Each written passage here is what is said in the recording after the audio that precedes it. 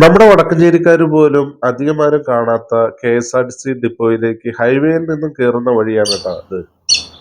കൂട്ടുകാരെ, രാജേഷ് വടക്കഞ്ചേരിയാണ്. പുതിയൊരു വീഡിയോയിലോട്ട് സ്വാഗതം. ഞാനെന്നുള്ളത് നമ്മുടെ വടക്കഞ്ചേരിയിലെ കെ.എസ്.ആർ.ടി.സി ഡിപ്പോയിലാണ്. പലരും ചോദിക്കാറുണ്ട് വടക്കഞ്ചേരിയിലെ കെ.എസ്.ആർ.ടി.സി ഡിപ്പോ കണ്ടിട്ടില്ലാന്ന്. അപ്പോൾ ഇതാണ് നമ്മുടെ വടക്കഞ്ചേരി കെ.എസ്.ആർ.ടി.സി ഡിപ്പോ. ഇവിടെ നിന്ന് ഞാനൊരു യാത്ര പോവുകയാണ്, ഒരു കുഞ്ഞു യാത്ര. കോഴിക്കോടിലേക്കാണ് പോകുന്നത്. എൻ്റെ മൂത്ത മോൻ അവിടെ കോഴിക്കോട് പഠിക്കുന്നുണ്ട്. അപ്പൊ ഞങ്ങൾ ഫാമിലി ആയിട്ട് എല്ലാവരും കൂടിയിട്ട് വെറുതെ വന്ന് കെ.എസ്.ആർ.ടി.സിയിലെ ഒരു യാത്രയുമായി അങ്ങനെ ഞങ്ങൾ ഇന്നൊരു യാത്ര പുറപ്പെടുകയാണ്. വരൂ. വടക്കഞ്ചേരി കെ.എസ്.ആർ.ടി.സി ഡിപ്പോയിൽ നിന്നും രാവിലെ 6:15 പുറപ്പെടുന്ന കോഴിക്കോട് വണ്ടിയിലാണ് ഞങ്ങൾ കോഴിക്കോട്ടേക്ക് പുറപ്പെട്ടത്. അത് നമ്മുടെ തങ്കൻ ജംഗ്ഷൻ വഴി അങ്ങനെ ടൗണിലേക്ക് കയറുകയാണ്. നമ്മുടെ ടൗണിന്റെ അപ്പുറവും ഇപ്പുറമുള്ള രാവിലത്തെ കാഴ്ചകളൊക്കെ കാണാം. എല്ലാ ബിൽഡിങ്ങുകളും അടഞ്ഞു കിടക്കുകയാണ്. ഇപ്പോൾ നമ്മൾ എത്തിയിരിക്കുന്നത് മീൻ മാർക്കറ്റ്, അതുപോലെ ഇറച്ചി ബീഫൊക്കെ വിൽക്കുന്ന, കോഴിയൊക്കെ വിൽക്കുന്ന സ്ഥലത്തു കൂടെയാണ് ഇപ്പോൾ പോയിക്കൊണ്ടിരിക്കുന്നത്. അത് കഴിഞ്ഞ് കഴിഞ്ഞാൽ നമ്മുടെ പ്രധാനപ്പെട്ട ജംഗ്ഷനായ കിഴക്കഞ്ചേരിക്കാർക്കും വടക്കഞ്ചേരിക്കാർക്കും ഒക്കെ പ്രധാന ജംഗ്ഷനായ സുനിത ജംഗ്ഷൻ വഴി കയറി പഴയ ആരതി ഹോട്ടലിന്റെ ഫ്രണ്ടിൽ കൊണ്ടുപോയി നിർത്തും. അവിടുന്ന് കുറച്ച് ആളുകളൊക്കെ ഈ വണ്ടിയിൽ കയറി. ഈ ബസ് പോകുന്നത് കണ്ണമ്പ്ര, കാരപ്പറ്റ, പഴയന്നൂർ, തിരുവില്ലാമല, ഒറ്റപ്പാലം അങ്ങനെയാണ് പോകുന്നത്. ഇപ്പൊ ഞങ്ങൾ എത്തിയിരിക്കുന്നത് മലപ്പുറം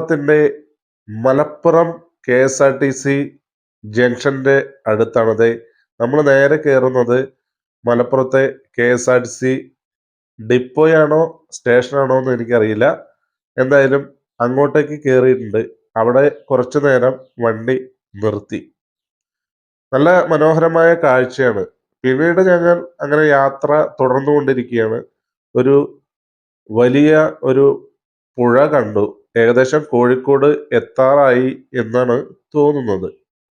കെ.എസ്.ആർ.ടി.സിയുടെ പ്രിയദർശിനി ബസ്സിലായിരുന്നു യാത്ര. അതുകൊണ്ട് ഭാര്യയ്ക്ക് ടിക്കറ്റ് ഫ്രീ ആയിരുന്നു. ഞങ്ങൾക്ക് രണ്ടുപേർക്കും കൂടിയിട്ട്, എനിക്ക് അപ്പോനും കൂടി 316 രൂപയായി. അങ്ങനെ ഞങ്ങൾ കോഴിക്കോട് പ്രൈവറ്റ് ബസ് സ്റ്റാൻഡിൽ ഇറങ്ങി. അവിടെ നിന്ന് ദേ അടിപൊളി ചൂട് പുട്ട്. 10:45 നല്ല വിശപ്പായിരുന്നു. 10:45 എത്തിയത്. നല്ല വിശപ്പായിരുന്നു. അപ്പോൾ നല്ല ചൂട് പുട്ടും അതുപോലെ തന്നെ ചെറുപയർ കറി, ഭാര്യയും അപ്പവും കൂടിയിട്ട് ഈ 2 പൊറോട്ടയും നല്ല അടിപൊളി ബീഫ് കറി കിട്ടിയിട്ടാ. അതായത് കോഴിക്കോടിൻ്റെ ഫുഡിൻ്റെ ചരിത്രം നമുക്ക് എല്ലാവർക്കും അറിയാം. നല്ല രുചിയുള്ള കറിയായിരുന്നു. 2 പീസ് ഞാനും കഴിച്ചിരുന്നു. നല്ല ടേസ്റ്റാണ്. പൊറോട്ടയും അതുപോലെ നല്ല ടേസ്റ്റാണെന്നാണ് ഭാര്യയും മോനും പറഞ്ഞത്. അങ്ങനെ നമ്മൾ ആ പ്രൈവറ്റ് ബസ് സ്റ്റാൻഡിൽ കൂടെ ഇങ്ങനെ നടക്കുകയാണ്. പ്രൈവറ്റ് ബസ് സ്റ്റാൻഡിൻ്റെ തൊട്ടടുത്ത് തന്നെയാണ് സ്റ്റേഡിയം. സ്റ്റേഡിയത്തിൻ്റെ അടുത്ത് തന്നെയുള്ള ഒരു ബിൽഡിങ്ങിലാണ് മോനും കൂട്ടുകാരും ഒക്കെ കൂടി താമസിക്കുന്നത്. അപ്പോൾ ഞങ്ങൾ അങ്ങോട്ട് പോകുന്ന വഴിയിൽ എക്സലൈറ്റർ കണ്ടു. അതിൽ കയറി അപ്പുറത്തെ സൈഡിലേക്ക് ഇറങ്ങി നടക്കാൻ പോവുകയാണ്. ഇന്ന് കോഴിക്കോട് ടൗണിൽ വലിയ തിരക്കൊന്നും കാണുന്നില്ല. ഞായറാഴ്ച ആയതുകൊണ്ടായിരിക്കാം. ഇതാണ് മോൻ പഠിക്കുന്ന നോർക്കയുടെ ഇൻസ്റ്റിറ്റ്യൂട്ട്. ഇവിടെ ജർമ്മൻ ഭാഷയാണ് മോൻ പഠിക്കുന്നത്. അപ്പോൾ B2 ലെവൽ വരെ ഇവിടെ പഠിക്കേണ്ടതായിട്ടുണ്ട്. അങ്ങനെ ഈ ഇൻസ്റ്റിറ്റ്യൂട്ടിൻ്റെ തൊട്ടടുത്ത് തന്നെയാണ് മോൻ താമസിക്കുന്നതും. അങ്ങനെ അവനെ കണ്ടു. അവൻ ഞങ്ങളെ സ്വീകരിക്കാനായിട്ട് വന്നു. കണ്ടപ്പോൾ വളരെ സന്തോഷമായി. ഇപ്പോൾ 3 ആഴ്ചയായി കണ്ടിട്ട്. അങ്ങനെ അവൻ്റെ അടുത്തേക്ക് എത്തി. അങ്ങനെ അവനും കൂട്ടി ഞങ്ങളത് അവൻ്റെ റൂമിലേക്ക് നടക്കുകയാണ്. അവനും വീഡിയോ എടുക്കണ്ട കേട്ടോ. അവൻ അമ്മയുടെ മുഖത്ത് നോക്കി എന്തോ കണ്ടു എന്നൊക്കെ പറയുന്നുണ്ട്. മുഖത്തെന്തോ പറ്റിപ്പിടിച്ചിരിക്കുക എന്താണെന്ന് അറിയില്ല. അങ്ങനെ ഞങ്ങൾ അവൻ്റെ റൂമിലേക്ക് നടക്കുകയാണ്. ഈ 5G എന്ന് പറയുന്ന ഈ അപ്പാർട്ട്മെൻറ്റിലാണ് അവരുടെ റൂം. അങ്ങനെ കുറേ പേര് അവൻ്റെ റൂമിലുണ്ട് കേട്ടോ. ഇതാണ് അവൻ താമസിക്കുന്ന റൂം. ഭക്ഷണം ഇവിടെ നിന്ന് തന്നെയാണ്. നല്ല ഭക്ഷണമാണ് ഇവിടുത്തെ താത്ത വെച്ച് കൊടുക്കുന്നത് എന്നാണ് പറയുന്നത്. കാരണം നോൺ വെജ് ഉണ്ടാവാറുണ്ട്, വെജും എല്ലാം നല്ല വെറൈറ്റി ഭക്ഷണങ്ങളാണെന്നാണ് പറയുന്നത്. അങ്ങനെ അവിടെ നിന്ന് ഇറങ്ങി ഞങ്ങൾ നടക്കുകയാണ് 700 മീറ്ററോളം ദൂരമുള്ള മിഠായി തെരുവിലേക്ക്. അതിനു മുമ്പ് കാണുന്ന ഫ്രൂട്ട്സിൻ്റെ തെരുവാണ് ഇത്. പലതരം ഫ്രൂട്ട്സ് ഫ്രഷായിട്ട് നമുക്കിവിടെ കാണാം, വാങ്ങിക്കാം. ഇതിൻ്റെ മാർക്കറ്റ് തന്നെ ഉണ്ട്. ഇതിൻ്റെ ഉള്ളിലും ഒരുപാട് സ്ഥാപനങ്ങളുണ്ട്. എന്ത് മണമെന്നറിയോ, അതായത് നല്ല ഫ്രൂട്ട്സിൻ്റെ പഴുത്ത മണങ്ങൾ നമുക്ക് ഈ ഭാഗത്തൂടെ പോകുമ്പോൾ നമുക്ക് ലഭിക്കുന്നുണ്ട്. പ്രത്യേകതരം വാസനയാണ്. അപ്പോൾ കുറേ തരം വെറൈറ്റി പഴങ്ങളും നമുക്ക് ഈ ഭാഗത്തൂടെ പോകുമ്പോൾ കാണാം. നമ്മൾ കാണാത്ത പഴങ്ങൾ ഈ ഭാഗത്തൂടെ പോകുമ്പോൾ നമുക്ക് കാണാം. നമ്മുടെ നാട്ടുമ്പുറത്തൊന്നും കാണാത്ത പഴങ്ങൾ എന്നാണ് ഞാൻ ഉദ്ദേശിച്ചത്. ഇതാണ് ഞാൻ പറഞ്ഞ ആ വലിയ മാർക്കറ്റ്. ഇതിൻ്റെ ഉള്ളിൽ ഞാൻ കടന്നില്ല, കാരണം ഇതിൻ്റെ ഉള്ളിൽ കടന്നു കഴിഞ്ഞ് കഴിഞ്ഞാൽ ഒരുപാട് സമയം പോവും. നമുക്ക് മിഠായി തെരുവിൽ പോയിട്ട് കുറേ നേരം സമയം ചിലവഴിച്ച് ഇന്ന് തന്നെ പറ്റിയ ബീച്ചും കണ്ടിട്ട് പോവാം എന്നാണ് തീരുമാനം. അങ്ങനെ നമ്മൾ ദേ പോകുന്ന വഴിക്ക് വീണ്ടും ഒരുപാട് സ്ഥാപനങ്ങൾ കാണുന്നുണ്ട് ഫ്രൂട്ട്സിൻ്റെ. ഇവിടെ ഒരു പ്രൈവറ്റ് ബസ് സ്റ്റാൻഡ് ഉണ്ട് കേട്ടോ. അതൊരു പഴയ ബസ് സ്റ്റാൻഡാണ്, പഴയ പ്രൈവറ്റ് ബസ് സ്റ്റാൻഡാണ് എന്നാണ് പറഞ്ഞത്. അപ്പോൾ ഇവിടെ നിന്നും കുറേ വണ്ടികൾ പല സ്ഥലങ്ങളിലേക്ക് പോകുന്നുണ്ട്. ഈ കാണുന്ന ചെറിയ ബസ് സ്റ്റാൻഡാണ്, പഴയ ബസ് സ്റ്റാൻഡാണ് എന്നൊക്കെയാണ് പറയുന്നത്. അതിനുശേഷം ഒരുപാട് ഫ്രൂട്ട്സിൻ്റെ മാർക്കറ്റുകൾ നമുക്ക് കാണാം കേട്ടോ. ഫ്രൂട്ട്സിൻ്റെ കടകൾ അത് ഹോൾസെയിലായിട്ടും റീറ്റെയിലൊക്കെ ആയിട്ട് കൊടുക്കുന്നുണ്ട്. ഇവിടുന്ന് ഒരു 300 മീറ്ററോളം ദൂരമുള്ളൂ നമ്മുടെ മിഠായി തെരുവിലേക്ക്. അപ്പം മിഠായി തെരുവ് ലക്ഷ്യമാക്കിയിട്ടാണ് നമ്മൾ പോകുന്നത്. പക്ഷേ നമ്മൾ മിഠായി തെരുവിൻ്റെ മുൻവശത്ത് കൂടെയല്ല കയറുവാൻ തീരുമാനിച്ചിരിക്കുന്നത്, പുറകുവശത്ത് കൂടെയാണ്. മുൻവശത്ത് കൂടെ പോകണമെങ്കിൽ വീണ്ടും കുറച്ചുകൂടി നടക്കണം. അതുകൊണ്ട് പുറകുവശത്ത് കൂടെയാണ് നമ്മൾ മിഠായി തെരുവിലേക്ക് കടക്കുന്നത്. ഇത് മിഠായി തെരുവിൻ്റെ പുറകുവശത്തുള്ള സെക്കൻഡ് ഹാൻഡ് സാധനങ്ങൾ വിൽക്കുന്ന സ്ഥലങ്ങളാണ്. ഇവിടെ നമ്മളുടെ മൊബൈലിൻ്റെ ആക്സസറീസൊക്കെ സെക്കൻഡ് ഹാൻഡ് എല്ലാം കിട്ടും. അങ്ങനെ ഓരോ സാധനത്തിൻ്റെയും സെക്കൻഡ് ഹാൻഡ് ഐറ്റംസുകൾ വിൽക്കുന്ന ഒരു ഇടമാണ് ഈ കാണുന്നത്.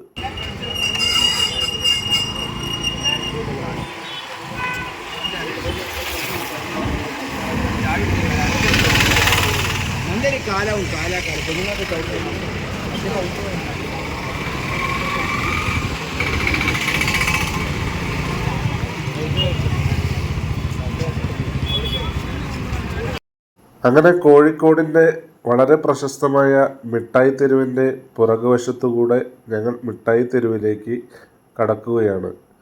ഞായറാഴ്ച ആയതുകൊണ്ടാണോ എന്തോ ഭയങ്കര വലിയ തിരക്കാണ്. ഇത് ശരിക്കും മലയാളികൾക്ക് കർക്കിടക മാസമാണെങ്കിലും ഇവിടെ ഒരു കർക്കിടകവുമില്ല. നല്ല തിരക്കാണ്, ഭയങ്കര തിരക്കാണ്. തുണിത്തരങ്ങളും അതുപോലെ തന്നെ ചെരുപ്പുകൾ, മാലകൾ, വളകൾ, അങ്ങനെ ഒരുപാട് ഐറ്റംസ് ഇവിടെ റീറ്റെയിലായിട്ടും ഹോൾസെയിലായിട്ടൊക്കെ കൊടുക്കുന്നുണ്ട്. പിന്നെ ഈ കടകൾക്ക് മുന്നിൽ കൊണ്ടുവന്ന് തുണികളൊക്കെ വിൽക്കുന്നു. വളരെ വിലക്കുറവുള്ളതുമുണ്ട്, വില കൂടിയതുമുണ്ട്, ഹോട്ടലുകളൊക്കെ ഉണ്ട്. അങ്ങനെ സ്ത്രീകൾക്ക് തുണികൾ കണ്ട പിന്നെ അവിടെ അള്ളിപ്പിടിച്ച് നിൽക്കുമല്ലോ. അതിപ്പോൾ എവിടെ നിന്ന് കണ്ടാലും ശരി. അങ്ങനെ നമ്മുടെ ആളും ദേ അവിടെ തുണികളൊക്കെ സെലക്ട് ചെയ്യുകയാണ്. വിലക്കുറവാട്ടാ, വലിയ വിലയൊന്നുമില്ല. ദേ ഓരോന്നൊക്കെ വെച്ചൊക്കെ നോക്കുന്നുണ്ട് ആളുകൾ. സ്ത്രീകളൊക്കെ അവിടെ കൂടി. ചെറിയൊരു മഴ വന്നു. അതിനുശേഷം ഞങ്ങൾ ദേ മാലയും വളയും ഒക്കെ വിൽക്കുന്ന ഒരു കടയിൽ കയറി. അവിടെ നിന്ന് വൈഫിന് ഇഷ്ടപ്പെട്ട ഒരു ഐറ്റമാണ് ക്യൂടെക്സ്. അത് സെലക്ട് ചെയ്തു, അത് മേടിച്ചു. നേരത്തെ കണ്ട കടയിൽ നിന്നുണ്ട് 2 ചുരിദാർ എടുത്തിട്ടുണ്ടായിരുന്നു കേട്ടോ. വില വളരെ കുറവായിരുന്നു, അതുകൊണ്ട് 2 ചുരിദാർ എടുത്തിട്ടുണ്ടായിരുന്നു. പിന്നെ ഇവിടെ നിന്ന് ഓരോ സാധനങ്ങൾ ഓരോ സ്ഥലത്ത് കയറി കഴിഞ്ഞാൽ എന്തെങ്കിലുമൊക്കെ കാണുന്നുണ്ട്. ഈ കാണുന്ന സാധനം 50 രൂപയുടെ ചുരിദാറാണ് കേട്ടോ. 50 രൂപയുടെ ചുരിദാർ അതെടുത്ത് എന്നത് കാണിക്കുകയാണ്. അതിൽ നിന്ന് ഒരെണ്ണം എടുത്തു. എന്തായാലും എങ്ങനെയുണ്ട്, വലിയ കുഴപ്പമൊന്നുമില്ല തയ്ച്ചിട്ടപ്പോൾ. അപ്പൂസും അങ്ങനെ ഓരോന്നൊക്കെ നോക്കേണ്ടത് കണ്ടില്ലേ. ഷർട്ട് ഇട്ട് നോക്കി, അല്പം വലുതാണ്, അതുകൊണ്ട് ഷർട്ട് വേണ്ട എന്ന് വിചാരിച്ചു. വിലക്കുറവാണ് കേട്ടോ. 250 രൂപയുള്ളൂ ഈ ഷർട്ടിന്. പക്ഷേ അവൻ്റെ സൈസിന് പറ്റിയ ഷർട്ട് അല്ലാത്തതുകൊണ്ട് അതെടുത്തില്ല. പിന്നെയും ഞങ്ങൾ വീണ്ടും നടന്നു. മിഠായി തെരുവിൻ്റെ അറ്റത്തേക്ക് ഇങ്ങനെ നടന്നുകൊണ്ടിരിക്കുകയാണ്. ഭയങ്കര തിരക്കാണ്. നല്ല കാഴ്ചയാണ് കേട്ടോ. പലതരം ആളുകൾ, പലതരം സംസാരങ്ങൾ, പലതരം രീതികൾ ഒക്കെ ഈ മിഠായി തെരുവിൽ കാണാം. പിന്നെ കോഴിക്കോടൻ ഹൽവ എന്നൊക്കെ പറഞ്ഞിട്ട് ഇതിൻ്റെ ഉള്ളിലും കുറേ ഹൽവ കച്ചവടമൊക്കെ നടക്കുന്നുണ്ട്. ഞങ്ങൾ കുറേ അധികം തുണിയെടുത്തു. അങ്ങനെ തുണിയെടുത്തതിന് ശേഷം ഏകദേശം ഉച്ചയായി, 2 മണിയോളമായി. അപ്പോൾ ഇവിടുന്ന് ഒരു ഹോട്ടലിൽ കയറി ഭക്ഷണം കഴിച്ചു. 100 രൂപയുള്ളൂ ബിരിയാണിക്ക്. നല്ല ടേസ്റ്റ് ഉണ്ട് കേട്ടോ. പക്ഷേ അത് ഈ വീഡിയോയിൽ ഉൾപ്പെടുത്താൻ കഴിഞ്ഞില്ല. കാരണം ക്യൂ നിന്നിട്ടാണ് ഞങ്ങൾ ഭക്ഷണം കഴിച്ചത്. അപ്പോൾ പല സ്ഥലത്തായിട്ടായിരുന്നു ഇരുന്നത്. അതുകൊണ്ട് വീഡിയോ എടുക്കാൻ കഴിഞ്ഞില്ല. അതെല്ലാം കഴിഞ്ഞിട്ട് ഞങ്ങളിത് മിഠായി തെരുവിൻ്റെ ഫ്രണ്ടിൽ വന്ന് കുറച്ച് നേരം വിശ്രമിച്ചു. നല്ലൊരു സ്ഥലമാണ്. മഴ പെയ്തു പോയതുകൊണ്ട് നല്ലൊരു തണുപ്പുമുണ്ട്.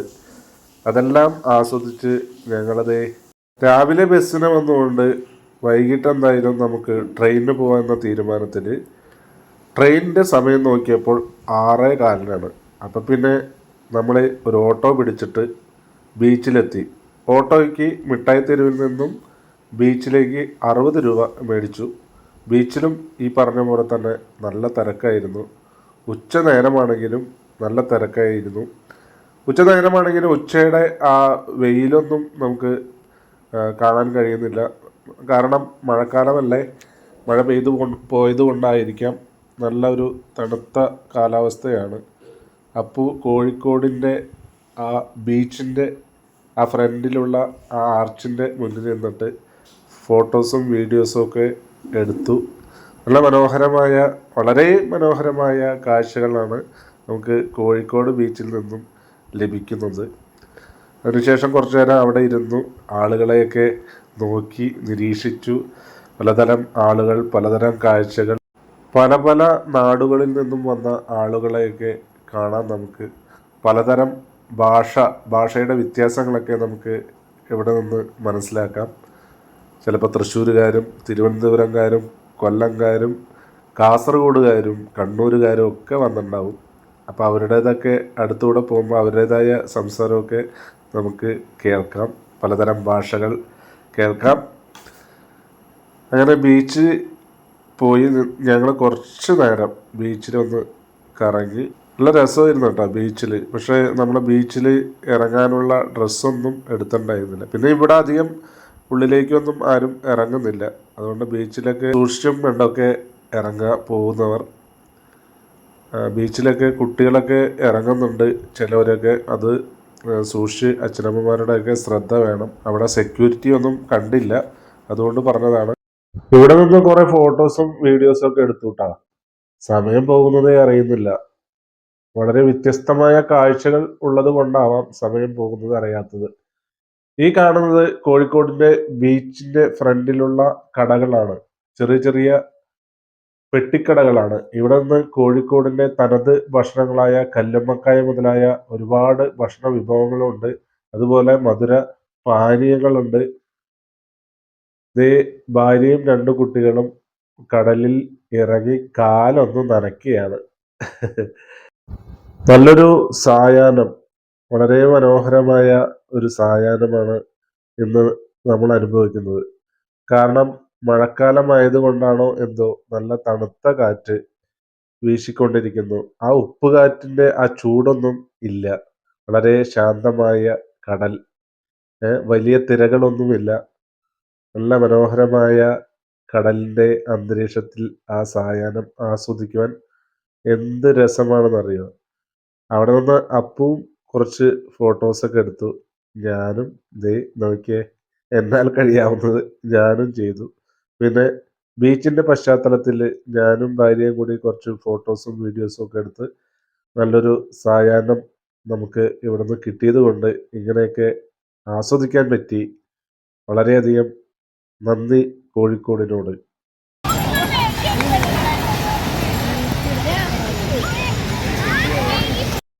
ഇതാണ് ഞാൻ നേരത്തെ പറഞ്ഞ ആ ചെറിയ കടകള്. ഇവിടെ നേരത്തെ പറഞ്ഞ പോലെ തന്നെ കല്ലുമ്മക്കായ, അതുപോലെ തന്നെ കാടമുട്ട റോസ്റ്റ്, ചിക്കൻ ലോലിപോപ്പ്, അങ്ങനെ കോഴിക്കോടിന്റെ തനതായ ഭക്ഷണങ്ങളും അല്ലാത്ത ഭക്ഷണങ്ങളും ഒക്കെ ഇവിടെ കൊടുക്കുന്നുണ്ട്. അത് കഴിക്കാനുള്ള സ്ഥലമുണ്ട്. പിന്നെ കോഴിക്കോടിന്റെ മറ്റൊരു പ്രത്യേകതയാണ് ഉപ്പിലിട്ട സാധനങ്ങൾ കൊടുക്കുന്നത്. നമ്മുടെ എല്ലാതരം പഴവർഗ്ഗങ്ങളും ഉപ്പിലിട്ട് കൊടുക്കുന്നുണ്ട്. അത് കഴിക്കാനും നല്ല ടേസ്റ്റാണ്. വലിയ വിലയൊന്നുമില്ല. ഞങ്ങള് കോഴിക്കോടിന്റെ തനത് ഭക്ഷണമായ കല്ലുമ്മക്കായ മേടിച്ച് നോക്കി. അത് ടേസ്റ്റ് ഉണ്ടോ എന്ന് നോക്കി. പക്ഷെ ഈ പറയണ പോലെ ഞങ്ങൾക്ക് ആർക്കും കല്ലുമ്മക്കായ ഇഷ്ടപ്പെട്ടില്ല. കാരണം കല്ലുമ്മക്കായ എന്ന് പറഞ്ഞു തരുന്നത് കല്ലുമ്മക്കായയുടെ മാംസമല്ല, അതിനുള്ളില് എന്തോ നിറച്ച ഒരു മാവാണ്. അതുകൊണ്ട് ഞങ്ങൾ അധികം ഒന്നും മേടിച്ചില്ല. ഒരെണ്ണം മേടിച്ചു, ടേസ്റ്റ് നോക്കി, ആർക്കും ഇഷ്ടപ്പെട്ടില്ല. സത്യം അതാണ്. ഇനി ഇതാണോ കല്ലുമ്മക്കായ എന്നറിയില്ല കേട്ടാ. കല്ലുമ്മക്കായ വേറെ ഉണ്ടോ എന്നറിയില്ല. ഞങ്ങൾ കല്ലുമ്മക്കായ എന്ന് പറഞ്ഞപ്പോൾ ആ കടക്കാരൻ എടുത്തു തന്നത് ഇതാണ്. യഥാർത്ഥ കല്ലുമ്മക്കായ ഇത് തന്നെയാണോ എന്നൊരു സംശയവുമുണ്ട്. ഇനി കോഴിക്കോടിന്റെ തനത് പാനീയമായ ഐസുരത്തിയാണ്. ഐസുരത്തി ഇക്ക എടുക്കുകയാണ്. 3 എണ്ണമാണ് ഞങ്ങൾ പറഞ്ഞിരിക്കുന്നത്. 2 മധുരമുള്ളതും 1 പുളിയുള്ളതും. എങ്ങനെയുണ്ടെന്ന് നമുക്ക് നോക്കാമല്ലോ. ഈ ഇക്കായുടെ ഐസുരത്തി കഴിക്കാൻ ഒരുപാട് ആളുകൾ വരുന്നുണ്ട് കേട്ടോ. നല്ല പ്രത്യേകതയുള്ള ഐസുരത്തിയാണ് എന്നാണ് തോന്നുന്നത്. ഈ ബീച്ചിലേക്ക് ഇറങ്ങുന്ന റൈറ്റ് സൈഡിലെ ഫസ്റ്റ് കട തന്നെയാണ് ഈ ഇക്കാന്റെ ഐസുരത്തി കട. നല്ല തിരക്കാണ്. നല്ല ടേസ്റ്റും ഉണ്ടെന്നാണ് പറഞ്ഞത്. കുറേ പേര് ഞങ്ങൾ ഓർഡർ ചെയ്യുന്നതിന് മുമ്പ് തന്നെ ഓർഡർ ചെയ്ത് വെയിറ്റ് ചെയ്യുകയാണ്. അങ്ങനെ ഐസുരത്തി കിട്ടി. ഞങ്ങൾ ടേസ്റ്റ് ചെയ്തു കേട്ടോ. ഈ പറഞ്ഞ പോലെ തന്നെ കോഴിക്കോടിന്റെ തനത് ആ പാനീയത്തിന്റെ രുചി, പുളിപ്പായാലും ശരി മധുരമായാലും നല്ല ടേസ്റ്റ് ഉണ്ടായിരുന്നു. പിള്ളേർക്കും അതുപോലെ തന്നെ അവരുടെ അമ്മയ്ക്കും ഈ ഐസുരത്തി ഭയങ്കരമായി ഇഷ്ടപ്പെട്ട്, പുളിയുള്ളത് പുളിയോടുകൂടിയും മധുരമുള്ളത് മധുരത്തിന്റെയും ടേസ്റ്റിൽ കഴിച്ചപ്പോൾ കിട്ടിയ ആ അനുഭൂതി, ആ തണുപ്പ്, ഐസിന്റെ ആ ഒരു തണുപ്പും വളരെ നല്ലൊരു അനുഭൂതി തന്നെയായിരുന്നു ഐസുരത്തി. ഐസുരത്തി 20 രൂപയ്ക്ക് ഒരു കപ്പ് നമുക്ക് ഫുള്ളായിട്ട് കിട്ടുന്നുണ്ട്. നല്ല ടേസ്റ്റാണ്, നല്ല വറുത്താണ്. അങ്ങനെ ഐസുരത്തി കഴിച്ചതിന് ശേഷം സെൽഫി സ്റ്റിക്ക് വെച്ചുകൊണ്ട് കുറച്ച് വീഡിയോസും ഫോട്ടോസും ഒക്കെ വീണ്ടും എടുത്തു. വീണ്ടും ഞങ്ങൾ ആ കച്ചവടക്കാരുടെ അടുത്ത് ചെന്നു. ഇപ്പോ ഇനി കഴിക്കാൻ പോകുന്നത് ഐസ്ക്രീമാണ്. അത് 3 എണ്ണം വാങ്ങിച്ചു. ഞാൻ കഴിച്ചില്ല. കഴിച്ച അവര് പറഞ്ഞത് നല്ല ടേസ്റ്റുള്ള ഐസ്ക്രീം ആയിരുന്നു എന്നാണ് പറയുന്നത്. കാരണം നമ്മുടെ നാട്ടിൽ കിട്ടണേക്കാളും പ്രത്യേകമായിട്ട് എന്തോ ഒരു ടേസ്റ്റ് ഉണ്ടെന്നാണ് പറയുന്നത്. അതെന്താണെന്ന് എനിക്കറിയില്ല. അവർക്ക് വളരെയധികം ഇഷ്ടപ്പെട്ടു എന്നാണ് പറയുന്നത്.